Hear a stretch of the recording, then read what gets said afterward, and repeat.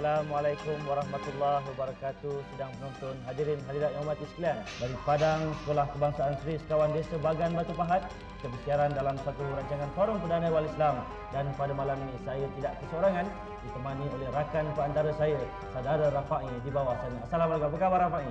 Baik, Alhamdulillah. Waalaikumsalam. Terima kasih Ustaz Syarif. Ingatkan saya nak tunggu sini sampai bila agaknya. Jadi macam biasalah Ustaz Syarif, kalau orang Melaka kalau tak mulakan dengan pantun, walaupun berada di daerah yang rata-ratanya orang Jawa, tak sah. Kita pantun Jawa, tak ada masalah, pantun Jawa. Pantun Jawa tak bolehlah, pantun Melaka bolehlah. Salam kasih penuh bermakna, salam jujur, ikhlas dan luhur. Sekali lagi kita ke udara dari Bagan Batu Pahat, Johor. Jadi Ustaz Syarif, Ya, saya. sebelum kita mulakan bual bicara malam ini, boleh tak kalau saya mulakan kelainan sikit? Boleh tak Ustaz? Kita tanya salah seorang daripada penonton yang berada di Padang Sekolah Sri Sekawan Desa. Ya, silakan. Saya nak cari yang baju biru, lebih mirip macam saya lah. Kakak ni. Sedondon Rafa'i. Sedondon. Dah samalah tu. Kak lah, siapa lagi? Kabare. Waras. Okey. Jadi saya nak tanya Kak satu soalan. Sebelum kita mula saya dah tanya dah ni. Jadi kenapa agaknya kita ni masyarakat susah sangat nak berubah? Masalahnya kita sudah dididik dengan menakut-nakutkan momok-momok zaman dulu kan. Orang dulu kata kita ni takut, jangan maju ke depan lagi gitu. Jadi apa yang kita nak majukan, bila kita gagal sekali, gagaslah namanya. Jadi kita mudah putus asa. Kata orang Jerman dulu kata mudah kapok. Jadi kita perniagaan kita mudah jatuh, naik, turun. Jadi tak dapat nak majulah ke depan. Okey, terima kasih Kak. Kapok apa Ustaz Syarif? Itu nanti Datuk Fadilah jawab kapokan katanya. Jadi untuk itu kepada penonton di rumah, kita tanya penerbit, apakah selayang pandang pada hari ini? Silakan. Bangunlah bangsaku, bangunlah bangsaku, bangunlah bangsaku. Janganlah kau menyerah kalah dalam persaingan, kerana bangsaku mempunyai kelebihan. Bangsaku perlu menang dalam perjuangan. Itulah yang selalu diperkatakan oleh pemimpin negara, pemimpin kita. Tapi sampai bila kita nak jadi tukang dengar saja ni, ya? Angguk-angguk, iya, tanda faham segalanya. Tindakannya? Sampailah ni pun satu apa pun dia tak buat lagi. Tapi bila ditanya kenapa jadi begini, geleng-geleng kepala. Tak tahu apa sebabnya. Dalam menggeleng, sempat juga berbahasa, berbisik, takut ada yang mendengarnya. Apa kata mereka? Wakil rakyat tak nak tolong kita. Hai, jangan. Jangan cari kelemahan orang lain bang, ya. Tapi sebaliknya, tengok pada diri sendiri. Kerana kesediaan melakukan perubahan bermula daripada kita. Kekuatan dalam diri adalah asas untuk menjaga harga diri. Bukannya bergantung harap pada orang lain. Kerana jika tidak ada perubahan minda secara menyeluruh, sampai bila pun kita takkan berjaya. Kita akan gagal memartabat dan memperkasakan agama, akal, nyawa, harta maupun keturunan sendiri. Ingatlah, sesungguhnya Allah tidak akan mengubah nasib sesuatu kaum sehingga mereka mengubah keadaan yang ada pada diri mereka. Dan kejayaan tidak akan datang bergolek. Sebaliknya, menuntut ketabahan, kesabaran, kesungguhan dan pengorbanan. Bak kata pepatah, kalau tidak dipecahkan ruyung, manakan dapat sagunya bang? Kalau kita duk tunggu nasib mengubah diri, sampai bila pun kita duk macam tu jugalah. Ya, saudara penonton di rumah, itulah tajuk forum perdana kita pada malam ini. Sampai bila? Jadi saya nak tanyalah Ustaz Syarif, sampai bila kita nak jadi macam ni Ustaz Syarif? Ya, terima kasih Rafa'i. Sampai bila? Sampai habis rakaman forum kita pada malam ini. Kita akan teruskan perbincangan kita pada malam ini dan bersama dengan saya nampaknya 3 orang ahli panel yang sudah siap sedia bersama dengan kita. Hasil kerjasama yang dipadukan oleh Pusat Khidmat Ahli Parlimen Farid Sulong dan Jawatan Kuasa Penyelarasan Mukim-Mukim Don Semerah. Kita berkumpul pada malam ini, kita ahli panel selamat datang dan mudah-mudahan dapat bersama dengan kita. Saya perkenalkan ahli panel yang pertama pada malam ini. Di sebelah kiri saya yang berhormat Datuk Dr. Masyitah Haji Ibrahim, Setiausaha Parlimen di Jabatan Perdana Menteri. Assalamualaikum Datuk. Waalaikumsalam Kabar, warahmatullahi waras. Datuk dah pandai cakap jawab kabar waras ni. Tahniah dia ucapkan. Dan ahli panel kita yang kedua di tengah-tengah dari 3 orang ahli panel yang pastinya yang bahagia Profesor Datuk Dr. Muhammad Hussein Yusof Hussein dari Universiti Kebangsaan Malaysia. Kabar dia tu? Wes semangat. Wah, terkedu dia tak dapat jawab. Confirm bukan Jawa. Ahli panel kita yang ketiga di hujung sekali pastinya yang berbahagia Datuk Dr. Haji Muhammad Fadilah Haji Kamsah, pakar motivasi dari Kuala Lumpur. Assalamualaikum Datuk. Waalaikumsalam warahmatullahi Khabar dia Datuk? Lucang ya. Nampaknya kita tiga orang ahli panel ini telah siap sedia dengan kita untuk mencari perumusan ataupun mencari jawapan kepada persoalan yang dibawa. Bila kita melihat segmen selayang pandang tadi dan bila kita melihat tajuk sampai bila ni? Mungkin Datuk Fadilah nak mula dululah. Saya beri penghormatan, orang Jawa mula dulu.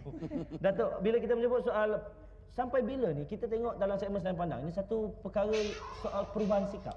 Jadi bagaimana Datuk melihat tentang perkara ini? Assalamualaikum warahmatullahi wabarakatuh. Bila disebut tadi tempat sampai bila dan bila kita sebut selayang pandang tadi apa yang dikisahkan oleh pengacara tadi, ya.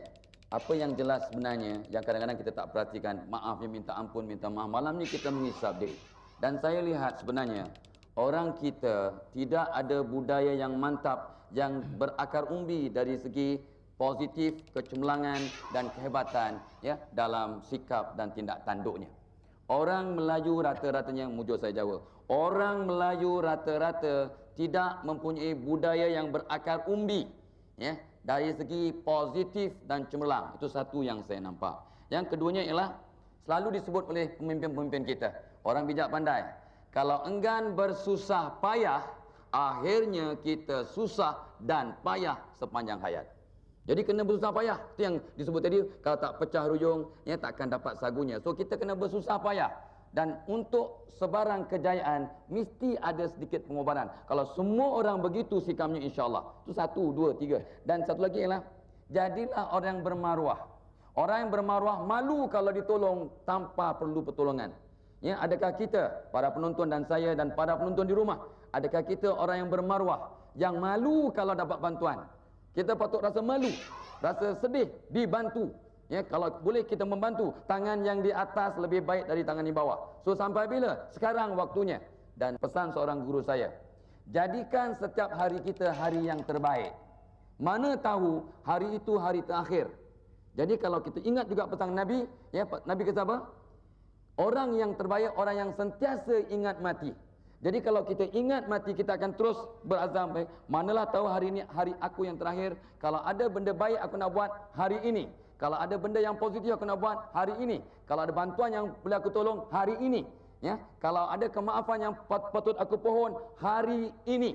Jadi kalau inilah azam dan sikap kita membentuk satu budaya yang positif begini, insya-Allah bangsa kita akan berubah dan tak payah tunggu, sekarang waktunya. Wallahu a'lam. Terima kasih Datuk. Datuk Masyidah, macam mana Datuk sebagai orang yang memang dalam bidang yang secara langsung dengan masyarakat, yang sentiasa melihat tentang apa yang disebut oleh Datuk Fadilah tadi, bagaimana Datuk melihat perkara ini?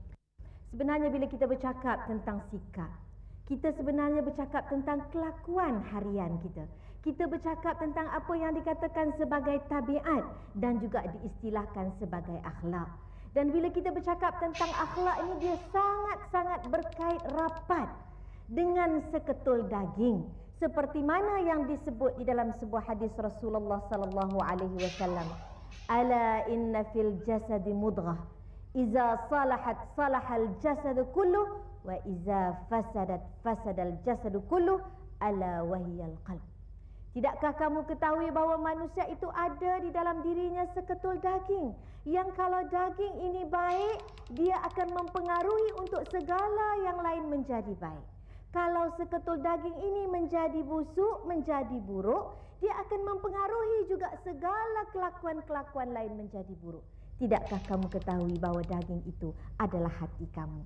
Jadi tuan-tuan dan puan-puan, bila kita bercakap tentang akhlak dan tabiat serta sikap kita, ia mempunyai satu kaitan yang sangat rapat dengan hati manusia itu sendiri. Lazimnya kalau kita nak berubah, berubahnya itu dari hati. Lazimnya kalau manusia tidak mau berubah kerana hatinya tidak dapat dibentuk atau tidak dapat dididik. Sebab itu bila kita tanya, sampai bilalah kita ni nak berubah? Sampai bila kita nak berubah daripada mencari kesalahan orang lain, mengumpulkan keburukan orang lain? Sampai bila nak berubah untuk mencari kesilapan diri sendiri dan memperbaikinya? Kalau tanya sampai bila, cukuplah sampai di sini. Sebab itu sebenarnya kadang-kadang kita tengok orang berubah ni, yang bagi pengurusi dia ada musim. Kita ingatkan musim ni musim durian, ada sekarang musim durian. Tak lama musim manggis, ada musim hujan, ada musim kemarau. Orang berubah pun ada musim. Bila bulan puasa jadi baik, tak berani mengumpat. Habis saja raya ramus-mus sekali. Sebab itu, kita tengok bila kita nak berubah, kita perlukan kepada satu suasana. Kita perlukan kepada satu persekitaran yang membantu kita untuk merubah akhlak kita. Sebab tu Datuk Masjidah, bila kita sebut soal sampai bila ni, dia satu proses nak menghijrahkan orang. Sebab sejajar dengan apa yang kita dah buat sekarang ni, bila ada prinsip Islam Hadari itu, saya kira kita nak lonjakkan umat kita ni ke arah satu step keadaan yang terbaik. Jadi Tok, kita nak jawab malam ni, apa langkah yang perlu kita ambil? Sebab kita tahu Allah tu tak akan mengubah nasib satu kaum kalau tak kita berubah. Imam Al-Ghazali pernah menyebut, mengubah bentuk dunia mungkin tidak begitu sukar seperti mana sukarnya nak mengubah seseorang manusia. Bermakna nak cerita pada kita bukan mudah kita nak mengubah orang. Sebab itu dalam ayat yang pengurusi bacakan tadi, firman Allah Subhanahu wa taala yang membawa maksud, sesungguhnya Allah Subhanahu wa taala tidak akan mengubah sesuatu kaum sehingga diri mereka sendiri mengubahnya, memberi satu makna yang sangat mendalam kepada kita. Bila Allah Subhanahu wa taala menyebut diri, ini berarti bahawa sebarang perubahan itu harus bermula daripada dalam diri. Kalau orang semua nak kita berubah, buatlah kempen macam mana pun, dah berkali-kali cakap dia berhentilah merokok, tak nak macam-macam, tapi dia tak nak berubah, maka tak akan berubah. Sebab segala-galanya akan bermula daripada dalam diri. Dan tidak ada jalan pintas, tidak ada jalan singkat untuk satu-satu perubahan. Sebab itu bila kita bercakap soal penghijrahan, anjakan paradigma, kita harus bertitik tolak bagaimana yang dijalankan oleh Rasulullah sallallahu alaihi wasallam yang disebut dalam sebuah hadis, la hijrata ba'dal fathi walakin jihad wa niyah. Tidak ada lagi yang dikatakan berhijrah secara fizikal selepas daripada pembukaan Makkah. Tetapi yang perlu ada di dalam kita nak berubah ini ialah jihad dan niat. Dan saya suka nak menafsirkan bila kita kata jihad, ialah itu satu strategi, istiqamah, kesungguhan. Bermaknanya bila kita nak berubah, kita mesti pertamanya ada kesungguhan. Bukannya berubah sebab nampak orang dah berubah, aku pun tiru juga, tapi dia tak ada kesungguhan, dia tidak ada istiqamah. Dan yang kedua yang Nabi sebut, niat. Niat itu bahasa Arab, tapi kalau kita sebut dalam bahasa Melayu, maknanya kemahuan yang sangat tinggi, diikuti oleh strategi yang diatur, bermatlamat, ada matlamat. Bukan maknanya orang dah nampak berubah macam itu, dia pun berubah, tapi dia pun tak tahu kenapa dia berubah. Itu yang kita lihat, perubahan itu tidak merupakan satu perubahan yang konsisten. Sebab itu yang paling penting di sini, dalam kita nak mengubah masyarakat, kalau di zaman Nabi dulu, Nabi menjadikan dirinya sebagai tauladan. Nabi menjadikan dirinya sebagai pucuk pimpinan yang boleh ditiru. Nah, dalam masyarakat kita, kalau kita bercakap soal sampai bila kita nak berubah, kita jangan tanya orang lain, engkau bila nak berubah, engkau asyik tanya aku bila nak berubah. Kalau setiap seorang daripada kita memulakan perubahan itu dalam diri kita sendiri, insya-Allah satu perubahan secara gergasi akan dapat kita mulakan. Sebab itu kita kena ada idola yang berubah. Kita kena ada mentor kita yang berubah. Mentor yang mengajak kita kepada perubahan. Kita kena ada motivator kita yang menunjukkan kepada perubahan. Jadi insya-Allah apabila orang nampak ada orang yang boleh diikut, yang boleh ditiru, satu keinginan dalam dirinya untuk berubah. Sebab itu kadang-kadang saya sedih bila setengah orang kata, bukan saya tak nak berubah, tak sampai seru lagi lah Tuan Pengurusi. Ya, bukan saya tak nak berubah, Tuhan tak hidayat lagi. Janganlah kita menyalahkan kepada orang lain. Sampai ada yang menyalahkan Tuhan tak bagi hidayat. Padahal tadi telah disebut dalam ayat yang pengurusi baca sebenarnya adalah bi'anfusihim, daripada dalam diri kita sendiri. Allahu'alam. Terima kasih Datuk. Nampaknya banyak kerja lagi Datuk Profesor. Kalau banyak kerja sungguh, maknanya semua aspek perlu dilihat. Mari Datuk melihat perkara ini. Terima kasih Pengurusi. Saya melihat bahawa kita kena pandu. Kita ada panduan, iaitu daripada apa yang disarankan oleh Rasulullah SAW. Selepas sembahyang, Rasulullah suruh kita wirid. Maknanya kita ulang. Bila kita nak berubah ni, kalau sekali je niat, walaupun Datuk kata niat, tapi niat tu biar selalu. Selalu meniat, selalu wirid. Kalau subhanallah lepas sembahyang 33 kali, tak betul juga tambah 333 kali. Subhanallahnya, dengan alhamdulillahnya, dengan Allahu Akbar. Kenapa ini berlaku? Kenapa Islam ajak kita wirid. Benda tu seolah-olah kita ni pelupa. Memang pun pelupa. Kita lupa kalau kita tidak ingatkan. Maka cara mengingatkan hendaklah dibentuk dalam bentuk wirid, iaitu ulang. Kalau subhanallah kita ulang tiap-tiap kali 5 kali sembahyang 5 waktu 1 hari, insya-Allah kalilah dengan 33. Berapa banyak punya kita boleh wirid, kecualilah kalau orang tu sembahyang 5 hari 1 waktu. Itu cerita lainlah. Kalau dia sembahyang 5 waktu 1 hari, banyak itulah wirid dia. Maka apabila dia menghadapi keadaan-keadaan yang terkejut, dia akan gunakan istilah wirid tadi.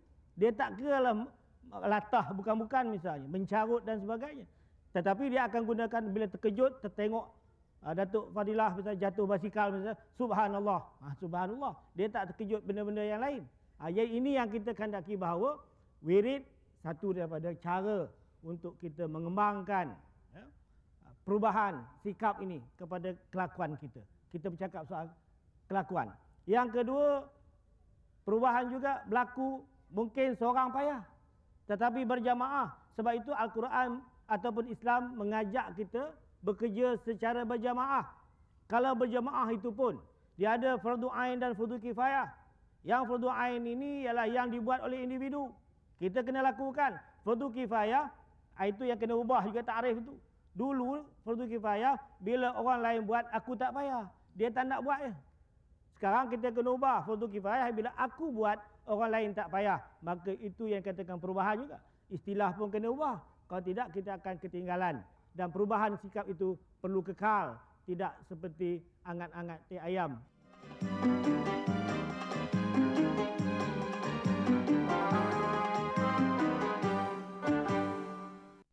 Saya membuat kajian sikit sebanyak ya. Saya orang tua yang banyak juga membuat kajian. Didapati bahawa ini yang saya terperanjat.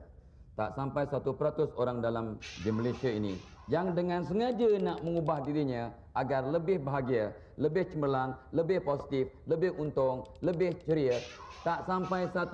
Cuba tanya diri masing-masing, apa perubahan yang anda buat dengan sengaja ya untuk lebih bahagia, untuk lebih ceria, untuk lebih sihat? Apa perubahan yang anda buat? Jawapannya mungkin tak ada. Dengan sengaja tak ada, dengan tak sengaja mungkin banyak. Ini dia satu perkara. Kita sebenarnya tak ada budaya untuk mengubah diri dengan saja untuk lebih baik, untuk lebih rapat dengan Allah, untuk lebih jauh dari setan. Satu, ya, sing nombor loro kang. Ini, ya, nombor dua ialah itulah dia. Kadang-kadang kita underestimate ataupun kita tak faham ya bahawa sebenarnya untuk berubah ni dia kena berubah secara bersepadu, ya. Ustazah, datuk, doktor, hajah, kita ada sebut tadi, iaitu dia mula dengan hati, dengan qalbu. Yes. Semua perubahan mula dengan qalbu. Tapi kalau berhenti di situ, dia pun hancur juga. Rupanya, kita kalau nak berubah tu kena seimbang. Dia hatinya kena berubah. Mindanya, cara berfikir kena berubah. Kata Einstein, semua masalah dalam dunia bermula dari fikiran manusia. Jadi untuk merangsang perubahan, kena ubah cara berfikir. Saya setuju. Jadi kalau qalbu sudah berubah, qalbu mengawal minda, pemikiran. Pikiran pula akan merangsang perubahan dari amalan, fi'il, perangai, tindakan. So nombor 3, tindakan kena berubah. Yang nombor 4 ialah, itulah dia, hubungan kena berubah. Support group kena berubah. Kawan kena berubah. Cara kita berkawan kena berubah. Cara mengawan kena berubah. Ini semualah, Ustaz jangan tengok lain macam Ustaz. Betul ni Ustaz. Ini semua berkaitan tu. Hei, benda elok kena ada peningkatan. Ya? So, rohani, amalan rohani kena berubah. Ya, bila saya buat satu sikit kajian, ya, tak sampai 0.5% orang Malaysia yang solat witir tetap malam. So, itu contohlah. So, amalan rohani kena berubah. Ekonomi dan keberkatan kena berubah. Malam ni cek. Malam ni cek. Kok rezeki yang kita bawa balik ke rumah berkat tak? Macam mana nak merangsang perubahan dalam rumah tangga kalau rezeki yang kita bawa balik tak berkat? Allah tak redha. Hancur. Ya? Dan yang penting juga, luaran kena berubah. Kena seimbang. Perubahan kena seimbang. Ya, luar dan dalam kena seimbang. Dalam rumah, tempat kerja kena seimbang. Kalau tidak, perubahan itu akan timpang. Wallahualam. Ya, terima kasih Datuk, tuan-tuan, hadirin, hadirat amatir sekalian. Inilah sebenarnya, sampai bila satu persoalan dan juga kadang-kadang rintihan rayuan tentang masyarakat. Dan kita dapat jawapan soalnya dalam hati kita. Bila ada iktikad, ada kekuatan keinginan, disambung dengan minda ilmu yang mantap, diterjemah dalam amalan perlakuan, insya-Allah kaedah itu akan dapat kita jadikan sebagai jawapan kepada persoalan. Mungkin perbincangan kita pada malam ini ingin dikongsi sama dengan orang-orang di bahagian Batu Pahat ini, Rafai. Ya, terima kasih Ustaz Syarid. Itulah dikatakan masyarakat kita nak berubah, Ustaz Syarid. Macam penonton di rumah tahu masyarakat kita nak berubah, tapi masalahnya Ustaz Syarid, masyarakat kita ni berfikiran negatif. Dia kata mampu ke aku, berjiwa besar ke aku, boleh rendah ke diri, tidak. rendah diri. Itulah masalahnya. Jadi saya nak tanyalah penonton di Padang Sekolah Kebangsaan Seri Sekawan Desa ni. Kita cari yang muda lah. Boleh tak Cik Adik bangun sebentar? Jadi saya nak tanya, kenapa agaknya susah sangat kita nak ubah fikiran negatif ni? Kenapa agaknya? Islam tu kita memandang sesuatu yang positif. Bila kita memikirkan Islam tu sesuatu yang positif, maka segala apa yang kita buat, tindak tanduk kita perlulah juga positif. Kita sebagai umat Islam khususnya perlulah mempunyai iman yang kukuh dan mantap. Bila kita ada iman yang kukuh dan mantap, kita akan melihat, kita akan merasakan bahawa kita akan rasa takut bahawa Allah Ta'ala sentiasa memandang apa yang kita buat, sama ada benda itu suatu yang negatif atau positif. Okey, terima kasih. Dah kahwin belum? Belum lagi. Okey. Okey, sila. Terima kasih. Jadi Ustaz Syarid, jangan marahlah Ustaz Syarid. Saya suka bergurau dengan orang Jawa ni. Tak apa, silakan. Jadi itu sajalah Ustaz Syarid. Saya rasa cukup menarik apa yang disebutkan tadi. Soal apa yang dibawakan tadi, soal rendah diri. Soal rendah diri, bila kita rasa ini antara halangan juga, cabaran bila kita kata nak ubah, memberi kekuatan hati, minda, pelaksanaan dalam amalan, tapi masih ada masalah rendah diri. So, macam mana Datuk melihat perkara ini?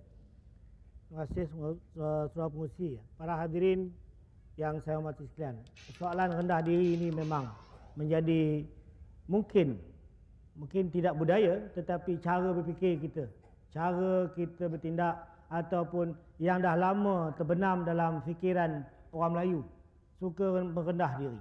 Iaitu kadang-kadang kita kata masalah bijak. Kita kata bijak sana. Perkataan itu sendiri menunjukkan jauh benar bijak daripada kita. Jadi kita ni bodoh manjang. Jadi ini satu perkara yang saya fikir kena ubah.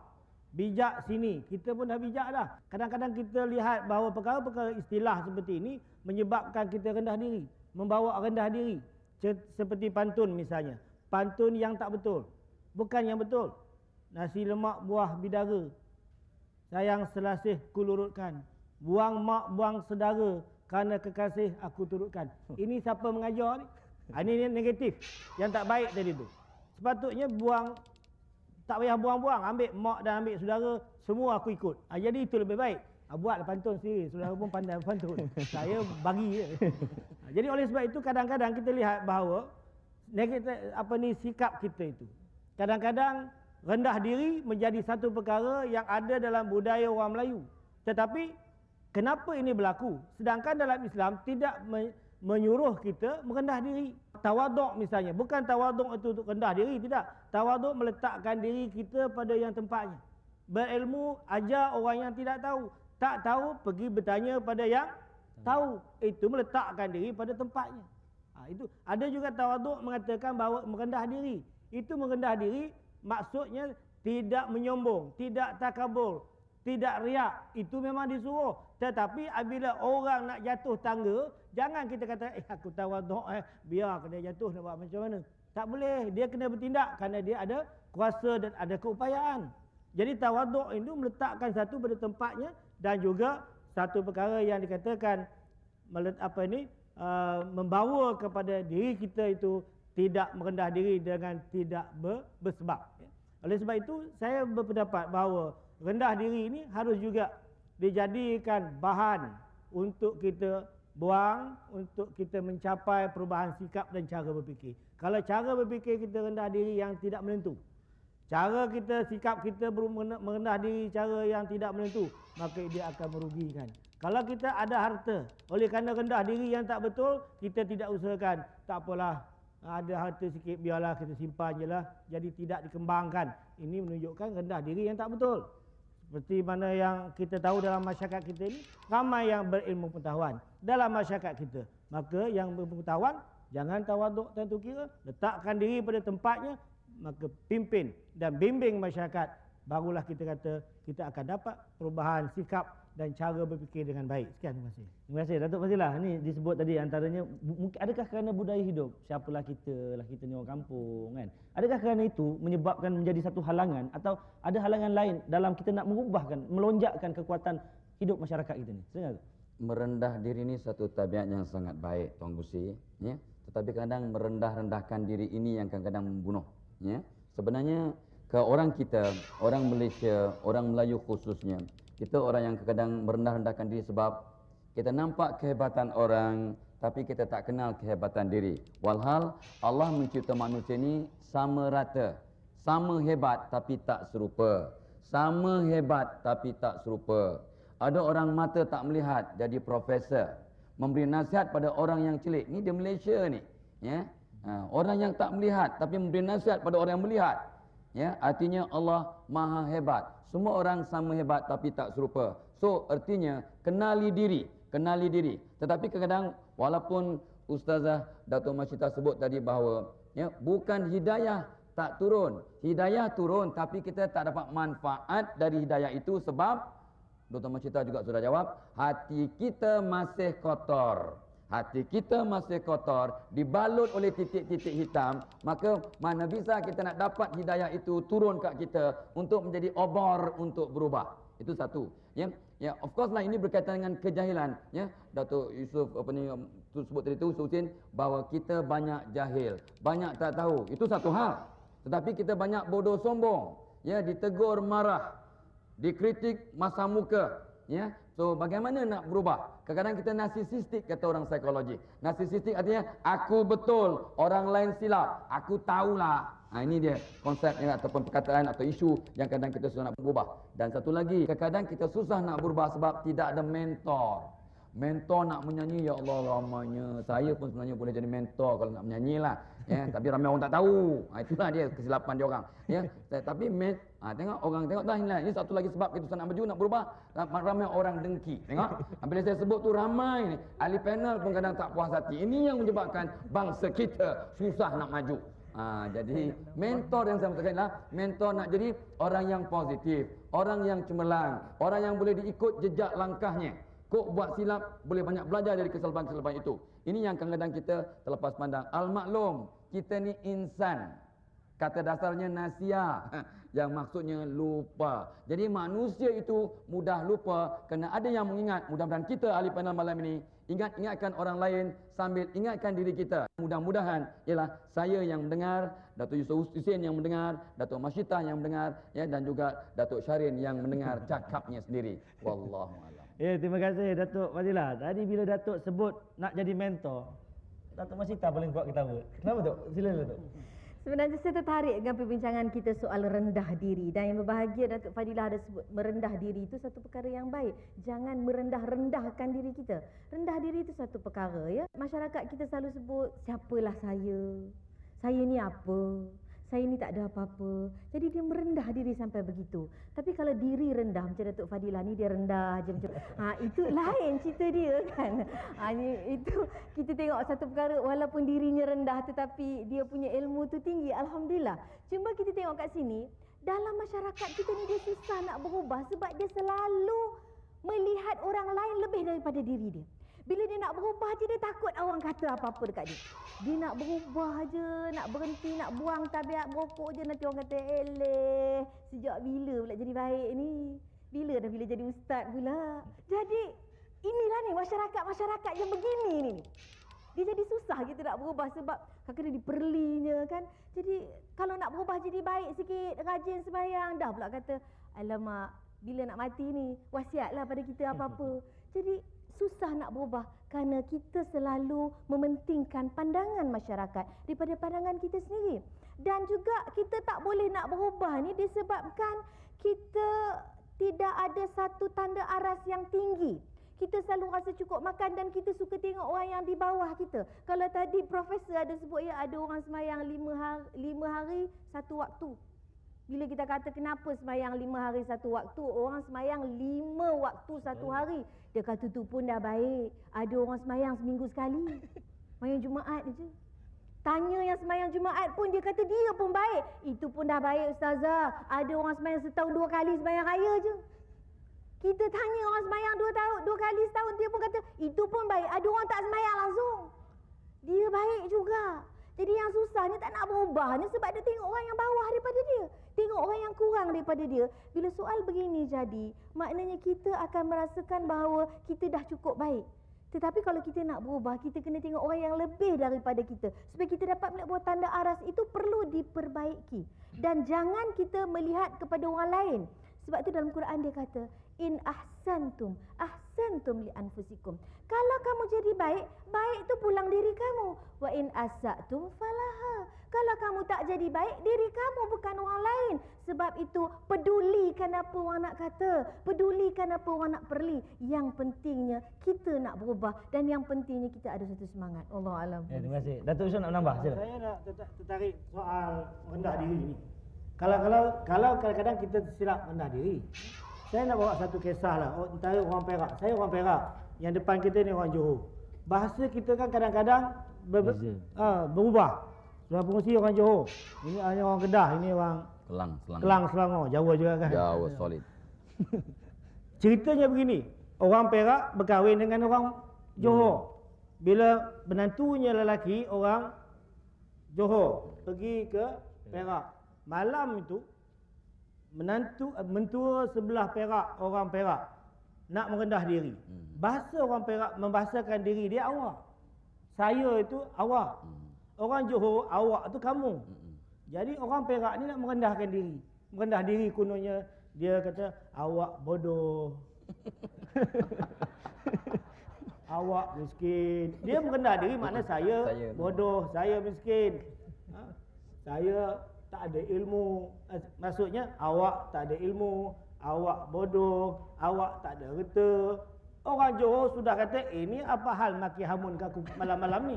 Pagi tadi elok makan sekali satu hidang, hari ini sudah nak berkelahi. Akhirnya kata, isteri awak pun tak lawa. Ini dah melampau.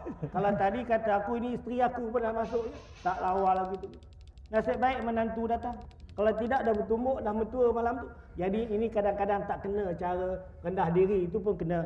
Itu saya setuju. Cara rendah diri mesti betul. Jangan merendah-rendahkan diri.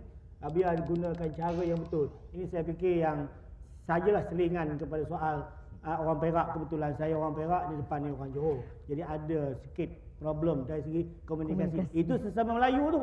Belum lagi orang Perak Jawa dengan orang Perak Johor, orang Jawa Johor. Itu tak tahu lagi macam mana cerita. Itu mungkin lain kali lah kita. Ya, terima kasih Datuk Yusof. Nampak menarik di celah-celah perbincangan kita itu. Datuk bawakan juga satu perkara soal rendah diri. Dia biar jangan apa kata orang, jangan rendah diri. Biar diri rendah tak apa.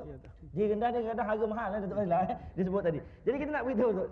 Sebenarnya kita nampak di antara tadi Datuk Masyidah sebut sikap kita salah meletak penanda aras.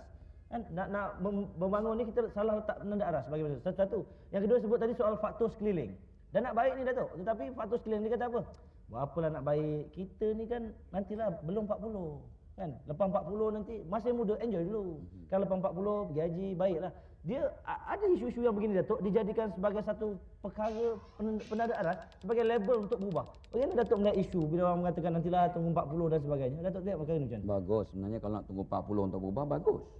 Bagus, dengan syarat dia memang pasti dia masih hidup lebih dari 40. Okey, kalau ada malaikat Israel cakap dia engkau sebenarnya umur sampai 63, garanti. Ni surat pengesahan dari Israel. Okey, tapi masalah ni Ustaz Syarin, babal ya gugur. Babal. Ya. Apa namanya? Pelolok gugur. Ni orang Johor faham. Orang Perak lantak dia lah. Yang tak ada. Belolok tu artinya putik kelapa gugur. Babal tu putik nangka. Itu sebenarnya susah jadi Melayu. Tengok. Dia kelendung sikit dia Jawa dah. Inilah dia ilmu tak cukup. Macam mana nak berubah. So maksud saya, maaf tuan-tuan puan-puan, maaf ya, maaf ahli panel. Sebenarnya maksud kita, yes, ada orang kata kita tunggu 40 lah. Memanglah life begins at 40. But then, oleh kerana putik derian pun gugur, artinya orang umur 20 pun boleh mati, orang 21 boleh mati, tak sampai 40 boleh mati. Itu satu hakikat kena ingat. Itu satu ya sebelum kita mengulas. Yang keduanya ialah kata Imam Al-Ghazali yang selalu semua orang dah tahu. Kalau umur 40 kita masih belum berubah, bukan tak boleh, tapi amat sukar untuk berubah. Kenapa? Sebab umur 40 ini ialah umur kalau ikut psikologinya, umur yang matang, umur yang stabil, umur yang memang sudah mantap. Artinya kalau tak berubah juga memang payah, ya. Ataupun hati itu dah lama sangat berkarat, dibalut di dosa-dosa dan titik-titik hitam, susah nak dibersihkan, susah nak kata orang tu dikikis untuk berubah. Itu satu perkara. Maka berkata Confucius, bila saya baca buku-buku orang hebat orang Cina ni, dia kata, kalau orang umur 40 tahun masih jahat, besar kemungkinan akan terus jahat sampai mati. So saya tak terperanjatlah sebab kita orang Islam memang sudah biasa, ya, pada hakikat itu. So satu perkara, bila seorang profesor saya berbangsa Yahudi, dia tepuknya bahu saya sambil berpesan. Saya dah sebut dulu, saya nak ulang balik. Muhammad, dia panggil saya Muhammad, dia orang Yahudi. Jadikan setiap hari kamu hari yang terbaik. Mana tahu hari itu hari kamu yang terakhir. Hari itu saya hiba, sedih, bangga, seronok. Ya, dia tepuk bahu saya. Ni profesor yang bertaraf dunia, the best professor in psychology dalam bidang dia. Ya, Profesor Berkowitz, dia tepuk bahu saya. Ya, you are an important person. Make each day a masterpiece, your masterpiece. Who knows, that day could be your last. So, I speak English not to make you understand, but to show off that I can speak English. So, itu lebih kurang bahasa Jawa, lebih kurang bahasa Jawa. Dr. Fasidah ingat bahasa Jawa tadi. So, tuan-tuan dan puan-puan, itulah dia. So, yang penting sekali ialah hari ini kita berubah. Jangan tunggu umur 40, takut-takut kita tak ada masa untuk minta ampun, untuk bertabat, untuk minta maaf, untuk memaafkan. So, please ya, saya pesan pada diri saya, pesan tuan-puan, jadikan hari ini, bab kata orang tua-tua, buat baik, ya, segerakan yang baik. Buat baik macam nak mati esok, kata ulama. Kerja kuat macam nak hidup selama-lamanya. Wallahualam. Datuk Masyidah, saya masih nak berkait dalam isu 40 tahun ni. Yang lagi sedap tu, dia boleh kata apa? Mestilah Nabi pun jadi Rasul umur 40, kata dia. Macam Datuk melihat perkara ni. Sebenarnya kita lihat umur 40 ni sebagai satu angka keramat. Kalau apa yang diutarakan oleh lembaga pengurusi tadi memang benar, Rasulullah sallallahu alaihi wasallam diangkat untuk menjadi rasul ketika umurnya 40. Bahkan Sayyidatina Khadijah berkahwin dengan Nabi pun ketika umurnya 40. Tetapi bermakna ketika umur 40 itu penambahbaikan yang berlaku. Tapi kalau dah biasa jadi tak elok sampai 40 tahun, bayangkan 40 tahun kita terbiasa, 40 tahun terbiasa tinggal sembahyang, 40 tahun biasa buat maksiat, tiba-tiba kita tak apalah, nanti saya pencen, nanti saya berubahlah tu. Dah pencen saya pergilah masjid, dah pencen saya sembahyanglah. Bayangkan macam mana yang berbahagia panelis kita sebut tadi, malaikat tidak menunggu umur kita sampai 40. Bahkan dalam hadis pun ada disebut 5 perkara mesti disegerakan yang tak boleh ditangguh-tangguh. Pertamanya soal nikah kahwin. Kalau dah sebut nak bernikah, anak kita dah sampai dah melonjak nafsunya, bahaya dilengah-lengahkan. Yang keduanya menerima tamu. Kalau ada tamu yang datang, tidak baik bagi kita melengah-lengahkan tamu tersebut, tapi hendaklah segera dilayan. Yang ketiga, yang soal hutang piutang. Apabila kita ada wang, kita dah ada, kita mesti segera membayar hutang. Dan yang keempatnya, mati. Mesti disegerakan, jenazahnya tak boleh dilambat-lambatkan. Dan yang kelimanya ialah perubahan ke arah kebaikan. Ataupun disebut dalam istilah agamanya bertaubat. Yang itu mesti disegerakan. Dia tidak ada istilahnya boleh dilambat-lambatkan ataupun boleh dialih-alihkan sampai kepada satu tahap yang kita rasa kita nak berubah. Tetapi hal ini mesti disegerakan. Bahkan bila sampai umur 40 ni pun dah macam-macam penyakit datang. Walaupun ketika itu kita kata life begins at 40, tetapi kematangan itu seharusnya berkembar dengan orang kata perubahan yang baik. Ada orang bila dah masuk umur 41 pun takut nak mengaku. Umur berapa, 41 ke? Tak, 14. Balik pula kata dia. Jadi itulah dia, kita ni takut nak berubah. Takut nak tahu kata kita ni dah berusia kerana kita rasa kita nak masih jadi macam kanak-kanak. Yang sampai umur 30 lebih pun tidur pun bantal kartun lagi Ustaz. Duk rasa macam budak-budak lagi. Jadi perubahan perlu dilakukan tanpa perlu mengira ada tahap umurnya. Wallahualam.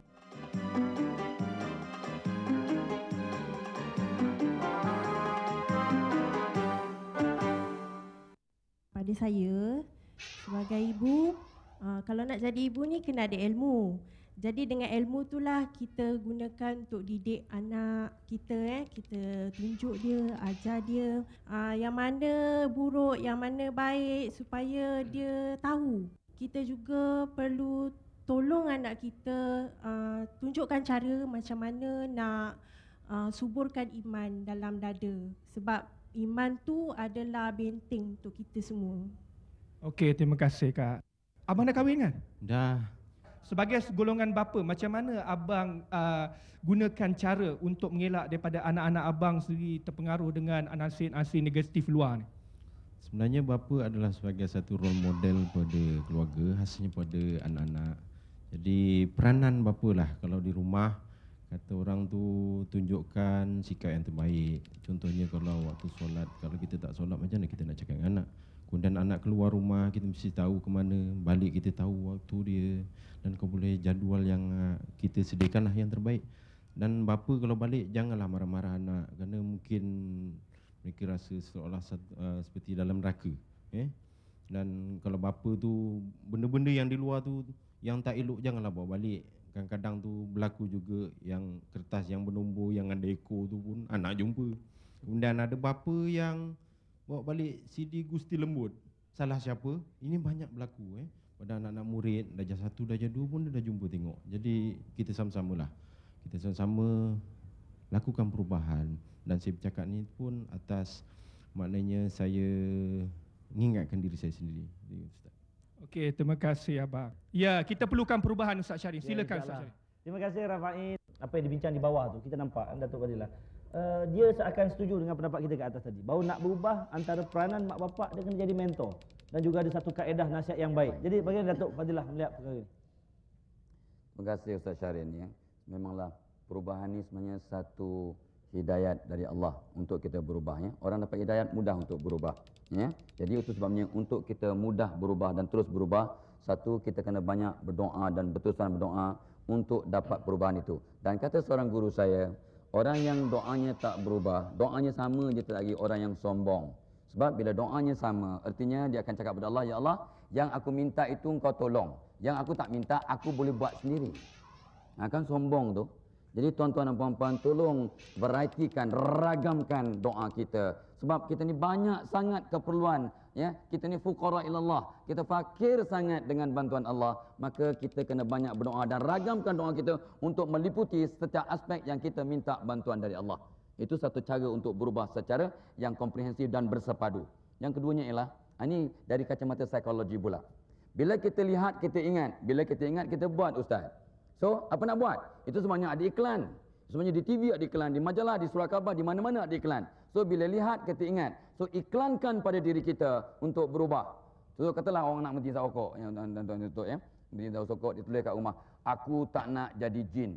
Ya, sebab kata Nabi, jin makan asap, jin makan tulang. Jadi aku tak nak jadi jin. So dia ingat, bukannya tak nak. Tak nak tu pun rokok bengkok, jadi rokok lurus dia nak ni rokok bengkok. Itu sebabnya kadang-kadang jadi. So iklankan pada diri untuk berubah. Kedua, ketiganya, beritahu orang yang tersayang Ustaz. Kalau suami nak berubah, beritahu isteri, beritahu anak-anaknya. Yang anak-anak semua, Abah nak berubah. Mulai hari ni Abah nak berhenti isap rokok, tolong Abah. Ya, ingatkan Abah, biar Abah sehat, panjang umur, dapat besarkan kamu, didik kamu, jadi mentor kepada kamu. So, beritahu orang tersayang. Ya, yang ketiga keempatnya ialah, untuk kita berubah, rangsang orang lain untuk berubah. Cara terbaik untuk ingatkan diri kita, ingatkan orang. So, rangsang orang berubah, kita mudah-mudahan mudah untuk berubah. Sebab, orang yang cakap kalau tak buat dia dosa besar, kata Allah. Ya. Lagi, ubah persekitaran. You change the environment so that you can change. Ya, ubah persekitaran agar kita mudah untuk berubah. Ya, ada orang pula berubah dengan mengelilingi dirinya dengan orang-orang positif, kawan-kawan positif, cari mentor, cari penasihat, cari guru yang positif dan seterusnya. Cari ilmu sebab kita tak boleh berubah dengan maklumat lama. Dengan maklumat baru, pentafsiran baru, ilmu baru, maka insya-Allah kita boleh berubah. Wallahu a'lam. Ya, terima kasih Datuk. Datuk Masyidah, bila kita bercakap tentang nak berubah ni, ada orang bila nak berubah tu, ada yang berjaya. Tapi banyak yang berubah macam Datuk sebut tadi. Betul lah, saya setuju. Nak berubah cakap pada orang sayang. Tapi orang sayang boleh balas balik. Yang abang dah nak tanah isap rokok ni. Iyalah tu. Dia cuma jawab itu. Iyalah tu. Kata dia dah 40 kali. Berubah balik semula. Berubah balik semula. Kita hari ni nak berubah biar yang konsisten, istiqamah. Bagaimana Datuk melihat perkara ni? Betul, Tuan Pengerusi. Ya, kita lihat manusia ni tergolong daripada dua jenis. Ada satu yang dikatakan sebagai leader, satu yang dikatakan sebagai follower. Satu yang kuat semangat yang boleh mengajak orang lain untuk berubah. Dia boleh berubah dan dia boleh mengajak orang untuk berubah. Yang kedua, orang yang mengikut, yang tidak boleh menjadi ketua. Jadi kita tengok kita ni tergolong daripada yang mana? Ya, kadang-kadang kita beritahu memanglah orang yang tersayang tu perlu bantu. Janganlah diperlekehkan orang nak berubah tu kan. Ditanya pula ya ke, kadang-kadang tu diperleh lagi, ya eleh, macam lah muka awak tu boleh berubah sangat kan. Jadi di sini saya lihat bahawa sokongan daripada orang yang terdekat ni sangat perlu. Dan ini mengingatkan saya kepada kisah seorang bapa yang mengadu macam mana nak mengubah perangai anaknya yang suka mencuri. Hari-hari dia pergi ke sekolah, tiap-tiap hari dia mencuri, dia bawa balik rubber, dia bawa balik pen daripada kawan-kawan. Sampai bapak dia datang, dia kata, minta lah kalau boleh Ustazah tolong jampi sekejap air. Saya kata, kenapa? Sebab anak saya ni tiap-tiap hari pergi sekolah, curi rubber kawan, curi pensel kawan bawa balik. Saya kata, tuan, agaknya budak-budak ni dia mencuri sebab kita tak belikan dia. Kalau kita belikan pada dia pensel dan rubber, insya-Allah dia tak akan mencuri. Dia kata, apa pula? Dekat rumah tu melambat-lambat pen dengan pensel yang saya bawa balik daripada pejabat. Tuan-tuan dan puan-puan, kalau kita nak berubah, kita perlu menjadi teladan. Kita perlu menunjukkan teladan pada anak-anak. Tapi kalau kita nak minta orang berubah, kita sendiri tidak berubah, maka kita tidak akan boleh membuat perubahan tersebut. Dan faktor sekeliling itu sangat penting. Orang yang keliling kita. Berapa ramai orang-orang yang ketagihan dadah, bila telah berubah, akhirnya kembali kepada dadah. Faktor kawan-kawan. Faktor sekeliling kerana mereka tidak ada kekuatan. Dan begitu juga kadang-kadang orang berubah, kita kata berubah ni jadi baik. Kadang-kadang berubah jadi lagi tak baik. Kan dia tak faham apa yang buat. Dulu trend orang pakai seluar atas daripada pusat. Sampai satu ketika orang pakai seluar bawah pada pusat. Sekarang trend seluar yang sepatutnya namanya pun seluar dalam, duduk di dalam. Tapi seluar yang luar tu duduk di luar, yang dalam tu naik ke atas kenampak. Sebab kenapa dia tak faham kenapa dia berubah jadi macam tu. Tapi dia nampak orang buat begitu, agaknya eloklah kot. Dia pun cuba buat. Jadi saya nak katakan sebuah perubahan itu berlaku kerana dia tidak faham. Sebab itu dia mengikut-ngikut sahaja, meniru-niru sahaja apa yang dia nampak. Sedangkan dia tidak faham. Jadi di sini kita perlu pada konsisten tu. Maka kita perlu kepada satu environment ataupun suasana yang boleh membantu pada perubahan. Sebab itulah kita kalau berubah, kita dah tekankan pada peringkat awal, berubahlah secara jamaah. InsyaAllah lebih mudah untuk membuat perubahan itu daripada berubah secara bersendirian. Wallahualam. Terima kasih Datuk. Prof, bagaimana Datuk melihat tentang perubahan tu biar konsisten. Bila kita berubah tu, hari ni kita berubah terus sampai bila-bila, tak akan berbalik pada penyakit asal. Betul tak? Itu yang ditimbulkan oleh Datuk Dr. Masyitah tadi. Bila ada orang mengatakan atau suami nak berubah, isteri kata eleh. Maknanya dah banyak kali lah tu. Kalau setakat sekali tu tak ada eleh lagi. Tak ada ya ke, eleh ke, itu ke, ya ke, tak ada. Tetapi oleh kerana dah selalu tu, dah wirid nak berubah tapi tak berubah, itu jadi masalah. Oleh sebab itu, kalau kita berasa bahawa perubahan itu perlu kita lakukan, kerana apa kita perlu lakukan? Kita kena faham. Perubahan itu mesti diletakkan dalam kefahaman yang betul. Kita baru ada perasaan untuk kekal dalam keadaan yang baik. Kalau kita berasa bahawa perubahan itu main-mainan, mungkin perubahan hari ini, besok kita lupa balik. Ini yang timbul masalah, isteri ke atau suami tidak mempercayai ada niat perubahan itu. Sebab itu saya setuju, perubahan itu perlu kepada niat. Sebab itu Rasulullah SAW bila berpindah ke Madinah, dalam sejarah perpindahan itu, dalam hijrah itu, hadis yang disebut innamal a'malu binniyat. Setiap amalan itu bermula dengan niat. Faman kanat hijratuhu ilallahi wa rasuli fa hijratuhu ilallahi wa rasuli. Maka kalau dia hijrah itu, dia takkan baliklah. Kerana niat dia nak berhijrah mengikut Rasulullah dan takkan balik lagi. Itu yang penting. Kalau dia balik semula ke Mekah, makna tidak konsisten. Maka dia mungkin dia pergi itu kerana perempuan, mungkin dia kerana Allah dan sebagainya. Maka itu yang menyebabkan. Kalau dia pindah kerana Allah, lillah. Lillah itu pun dua perkataan itu. Kalau lam, sabdu, lam, ha, lillah. Itu yang kita cari. Tapi kalau buang sabdu dia, lelah. Itu yang lelah tu pindah. Ataupun berubah, sepanjang hari berubah. Itu lelah, bukan lillah. Yang kita nak ialah lillah. Sebab itu niat. Bila kita sebut niat, di dalam Islam, bermula dengan katakan nawaitu sauma ghadin. Ujungnya ialah lillah. Itu yang penting. Itu konsistennya. Itu tambatan yang kata konsisten. Sembelih itu ayaman, sembelih ayam tu. Ujungnya lillahi ta'ala, bukan kerana hantu dan sebagainya. Bukan kerana nak menjamu hantu, tetapi lillahi ta'ala. Tapi walaupun nak lillah, tapi kita yang kenyang. Itu maksudnya. Jangan kata lillah itu kita buang itu, ini Allah punya, tidak.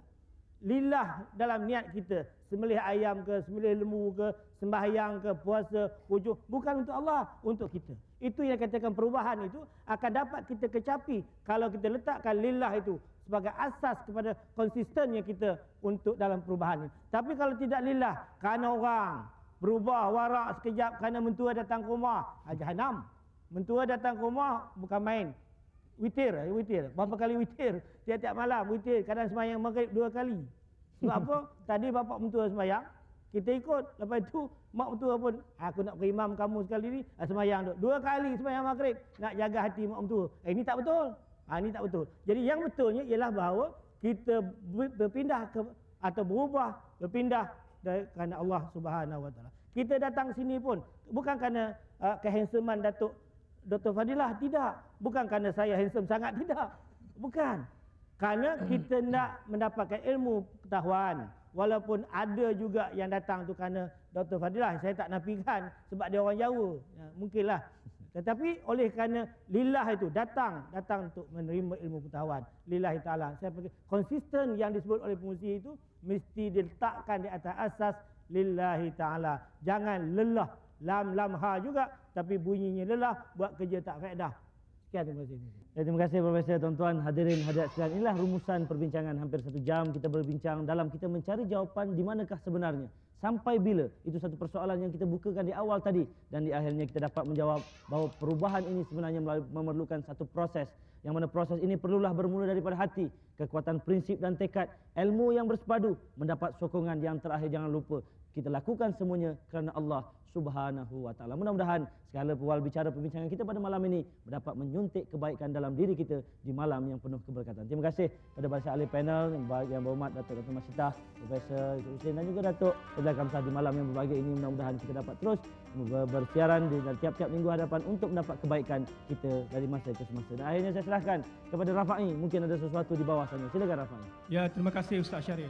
Untuk itu saya ucapkan ribuan terima kasih kepada semua penonton yang berada di Padang Sekolah Kebangsaan Seri Sekawan Desa Bagan Batu Pahat Johor.